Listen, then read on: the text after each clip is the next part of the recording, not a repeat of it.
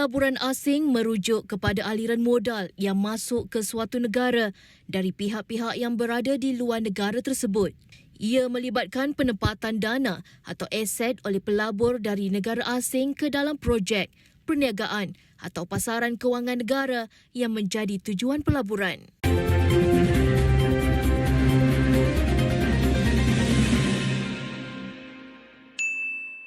Pelaburan asing biasanya berlaku apabila pelabur dari negara asing membeli saham syarikat tempatan, menanam modal dalam projek pembangunan, membuka cawangan perniagaan atau melabur dalam instrumen kewangan tempatan seperti bon atau hartanah. Pelaburan asing boleh menjadi faktor penting dalam memacu pertumbuhan ekonomi negara sasaran dan memperluas peluang perniagaan serta mencipta lapangan pekerjaan. Manfaat pelaburan asing termasuk pemindahan teknologi, peningkatan kecekapan dan produktiviti, pertukaran budaya dan pengetahuan, peningkatan kapasiti infrastruktur dan peluasan pasaran. Walau bagaimanapun, pelaburan asing juga boleh mendatangkan risiko seperti ketergantungan terhadap pelabur asing, ketidakseimbangan perdagangan dan tekanan terhadap aset dan sumber daya negara. Pelaburan asing biasanya dilihat sebagai tanda kepercayaan dan keyakinan pelabur terhadap prospek ekonomi dan kestabilan politik suatu negara. Oleh itu, kerajaan sering menggalakkan dan memfasilitasi pelaburan asing dengan menyediakan insentif, mengekalkan peraturan perundangan yang stabil dan memperkuat kerangka kerja pelaburan. Malaysia kembali mendapatkan rentaknya dalam sektor pelaburan, terutama sekali pelaburan asing. Tahap keyakinan pelabur semakin meningkat susulan usaha kerajaan perpaduan komited dalam menangani isu ketelusan dan rasuah. Bukan itu sahaja, faktor kestabilan politik dan dasar ekonomi yang jelas telah menguatkan lagi keyakinan pelabur asing untuk kembali semula ke Malaysia. Kerajaan hari ini melestarikan polisi pelaburan baharu termasuk kemudahan menjalankan perniagaan selain mempercepat fasa kelulusan di pelbagai peringkat, terutamanya di Kementerian Perdagangan Antarabangsa dan Industri MITI. MITI memberi jaminan bahawa banyak perubahan bakal dilakukan dan antara salah satu sebabnya ialah isu ketelusan dan menghapuskan amalan komisen yang tidak sihat dalam rundingan. Pada suku pertama 2023, Malaysia telah berjaya mengekalkan statusnya sebagai pusat pelaburan pilihan antarabangsa. 71.4 bilion ringgit pelaburan yang telah diluluskan bagi mengukuhkan kedudukan Malaysia sebagai pusat utama untuk perniagaan berteknologi tinggi dan membuka peluang pekerjaan dengan meluas. Singapura menempati tempat pertama dengan 11.5 bilion ringgit dan Kepulauan British Virgin kedua dengan 7.1 bilion ringgit. Diikuti oleh Republik Rakyat China PRC dengan 6.5 bilion ringgit. Hong Kong SAR dan Republik Korea menyumbang masing-masing 2.9 bilion ringgit dan 2.5 bilion ringgit. Selain daripada itu, terdapat beberapa lagi syarikat gergasi antarabangsa yang berminat untuk bertapak di Malaysia. Kedatangan pelabur-pelabur ini mencerminkan keyakinan pelabur terhadap kestabilan politik negara. Di kesempatan ini, Malaysia boleh menjana ekonomi yang mampan di samping meneroka bidang-bidang baharu. Kehadiran pelabur-pelabur ini sudah tentu hadir bersama teknologi terkini dan peluang pekerjaan baharu kepada anak tempatan. Tesla. Pengeluar kereta elektrik Tesla bakal membuka sebuah ibu pejabat bagi mengembangkan operasinya di Malaysia tidak lama lagi. Ibu pejabat Tesla ini akan dilengkapi dengan ruang pameran jualan kereta, pusat servis serta sistem pengecas super. Kehadiran pengeluar kereta elektrik tersebut dijangka akan mewujudkan peluang pekerjaan yang mampu menawarkan gaji lebih baik bagi segmen BEV dan meningkatkan penyertaan syarikat tempatan dalam ekosistem Tesla di peringkat domestik dan global. Kerajaan perpaduan menyambut baik keputusan Tesla untuk turut serta dalam ekosistem kenderaan elektrik EV di Malaysia. Ini membuktikan keyakinan Tesla terhadap asas ekonomi dan persekitaran perniagaan yang kondusif di Malaysia. Kemasukan Tesla dipermudah oleh MITI melalui pengenalan inisiatif BEV Global Leaders bagi tujuan membantu meningkatkan permintaan bateri kenderaan elektrik dalam pasaran tempatan dan menggalakkan pembangunan keseluruhan ekosistem untuk menyokong penggunaannya. Amazon Web Services (AWS).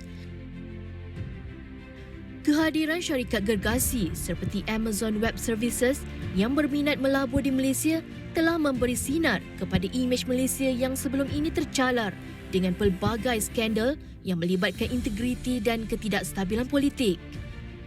Sejajar dengan hala tuju kerajaan perpaduan dalam program dan inisiatif pendigitalan serta kestabilan politik merupakan antara faktor utama kepada keputusan Amazon Web Services memuktamadkan pelaburan bernilai 25.5 bilion ringgit di Malaysia baru-baru ini.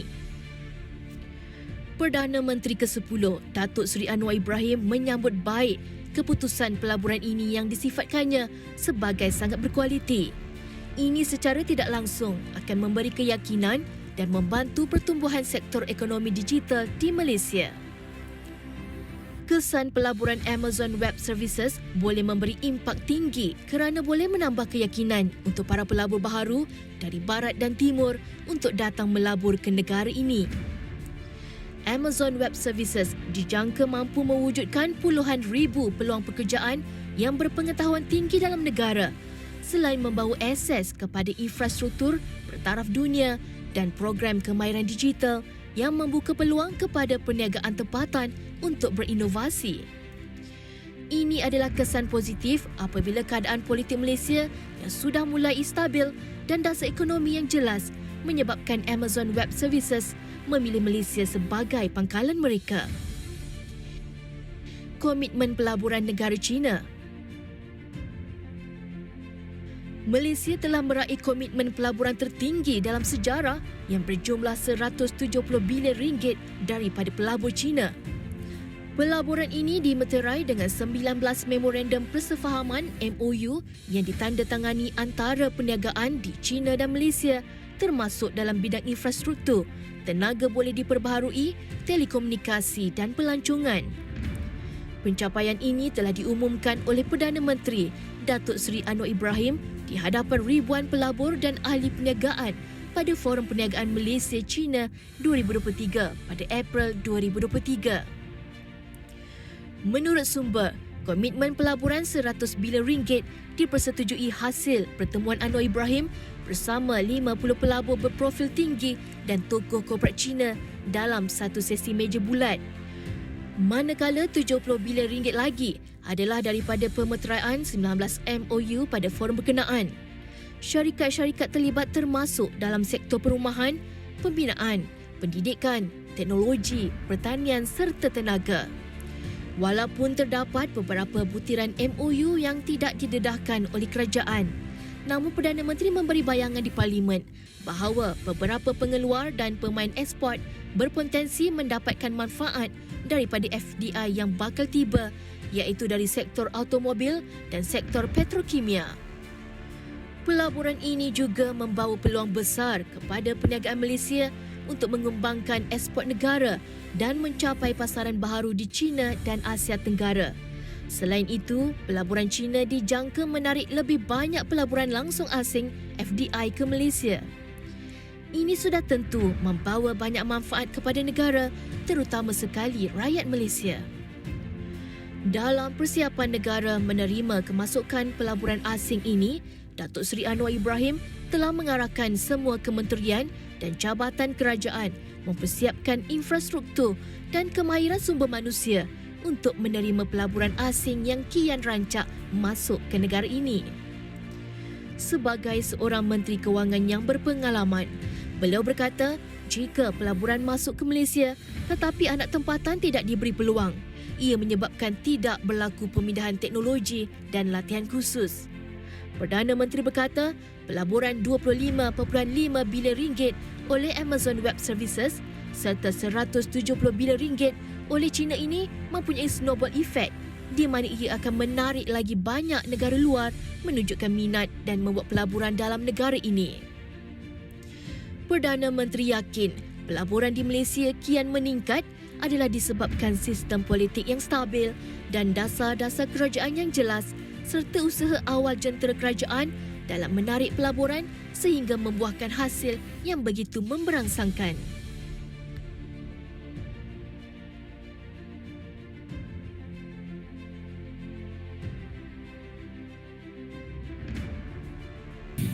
Saya percaya saudara yang cukup pengalaman dalam pelbagai bidang ini dapat mengenal pasti beberapa langkah perlu yang diambil. Ya.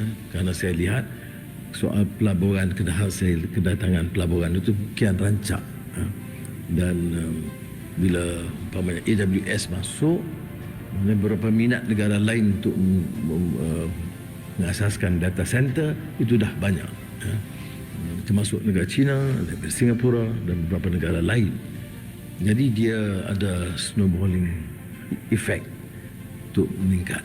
Dan kalau hanya kita tunggu pelaburan, kita tak siapkan ya, jentera kemahiran, pekerjaan, infrastruktur, akan jadi masalah. Bila mereka masuk, keperluan-keperluan prasarana kian bertambah. Dan maknanya walaupun kita baru luluskan belanjawan minggu lalu, ya, kita harus mula melihat kerana keadaan berubah dengan begitu pesat. Jadi semua agensi harus membantu melihat perkara ini. Ya. Kita ada 12 agensi termasuk Bank Negara supaya ada pemusatan dalam bidang ini. Bagaimana kita dapat memanfaatkan ya, perubahan ini kerana dalam sebulan dua ini nampak perubahan kerancakan ya, pelaburan itu lebih pesat daripada keadaan sebelumnya dan luar daripada jangkaan kita.